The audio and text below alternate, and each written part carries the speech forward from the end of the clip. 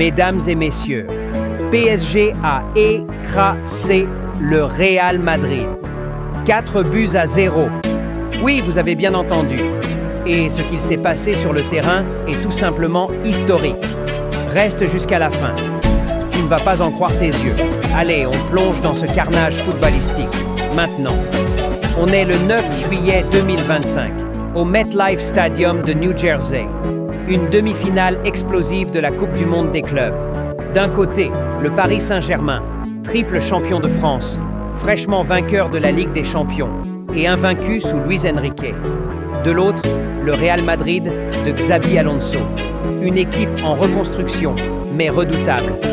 Mais attention, aujourd'hui, c'était un cauchemar blanc. 6e minute, Fabián Ruiz récupère une perte de balle d'Asensio et ouvre le score, 1-0. Seulement 3 minutes plus tard, Dembélé intercepte encore Asensio, fonce et marque, 2-0. Le Real ne comprend rien, 24e de la minute. Hakimi explose le côté droit, centre parfait. Ruiz surgit et claque un doublé. 3-0 pour Paris en moins d'une demi-heure. Les joueurs du Real regardent, impuissants.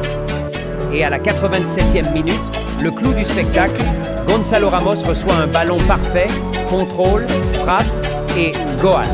4-0. C'est la honte totale pour Madrid.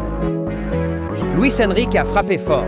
Un PSG ultra rapide, agressif, discipliné.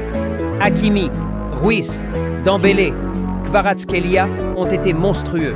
En face, le Real Madrid a souffert sans Witsel, suspendu. Le plan de Xabi Alonso s'est effondré dès les premières minutes. Une défense dépassée, un milieu étouffé, une attaque invisible. Mais malgré cette humiliation, Alonso reste confiant pour le futur. Le PSG file en finale, plus fort que jamais, prêt à affronter Chelsea. Le Real, lui, devra tout reconstruire. Alors dis-moi, penses-tu que Paris est aujourd'hui le meilleur club du monde? Dis-le en commentaire. Lâche ton like, partage la vidéo, abonne-toi pour ne rien rater et on se retrouve très vite pour la grande finale.